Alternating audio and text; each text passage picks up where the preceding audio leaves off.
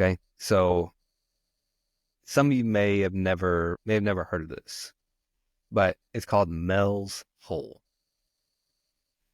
So the story roughly, now I might be botching this a little bit, so you can do your own research, but this is how I understood it, is that this guy named Mel in Washington, I believe, Northwest, he bought this home and he was walking the property one day and he saw this hole. And it's like 9 by 9. And he couldn't see the bottom of it in this field. He couldn't see the bottom of it. And one of the neighbors was over yonder and he got his attention. He's like, hey, man, what's this about? And the neighbor's like, yeah, it's weird. We've been throwing our trash in it for years. I was like, okay, well, if you've been throwing your trash in it for years, like we should be able to see like the buildup of it. And he's like, yeah, I don't think it ends. It just keeps going forever. He's like, nah. So he was actually a fisherman. Mel was a fisherman, I believe, and he had the fishing line on him, and I think he had like 150 yards. So he tied it. What does that equal? 15,000. Well, times three, 45,000 feet, right? So 15,000 yards of string. Same deal. Puts a weight at the bottom. So like if it ever hit the bottom, it would start, giving you slack. It never hit the bottom.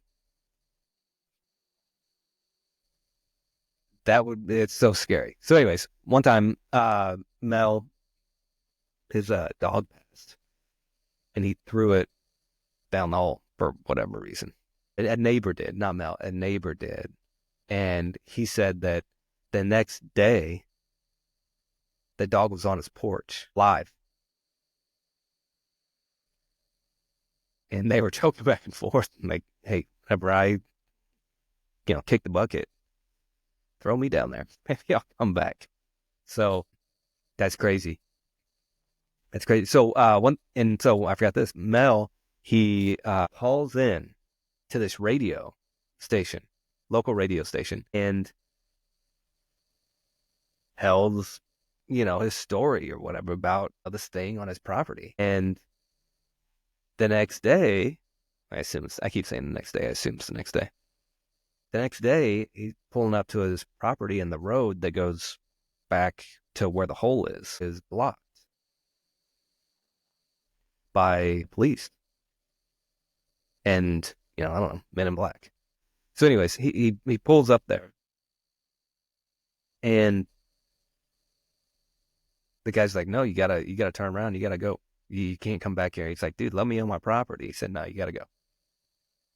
And apparently Mel was into some extracurricular activities when it comes to smoking the reefer. And he had grown his own stuff, I guess.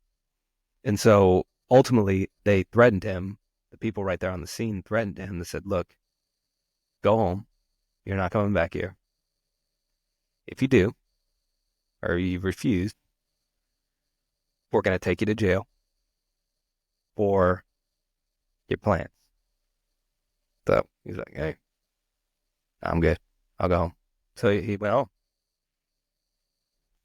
And then I believe a few years later, he called into the radio station again, and nothing really come out of it. And his wife, his wife was a professor at some college, so he calls to the college and tries to get all these scientists or science professors to come check out this hole, and none of them would.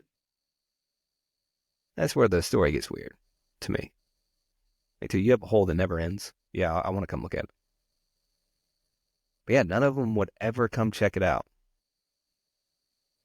So I don't know. It's weird. And nobody knows where Mel's hole is today. Anyways, that's one of my favorites.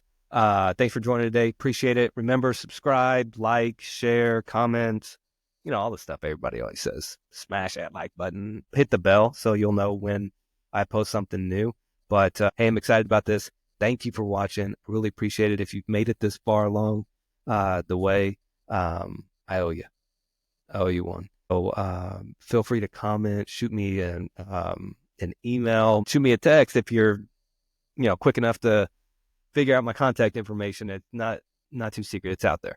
So I want to hear from you guys. I want to hear what you want to hear about, and then this thing's going to evolve, quite a bit actually. So we're getting a new studio, new equipment, and, there will be a lot of interviews. There'll be, other people with me, but yeah, it should be pretty good. We'll see. We'll see. But it will ultimately be a media production company. Now it'll start with me doing this, but there's going to be many people having their own thing on our platform. The likes of Valuetainment and the Daily Wire. And I just think that that's the way things are going. And we want to be one of the big three or big 10 or big five or whatever, that people think of, that are providing you with this news, providing you with these stories, providing you with this education. So it's not just going to be podcasts.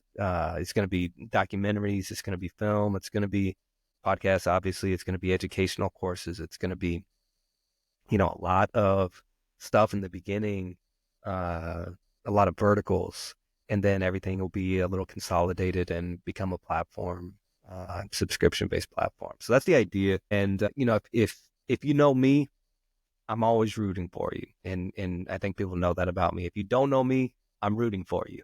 Like that's my thing. I want to see people do well. I want to help people do well. So if you ever need help, you ever have a question, please do not hesitate to reach out. I'm like the most approachable person ever, I think. So thank you very much for joining. I appreciate it. And I think this should be fun. I'm rooting for you.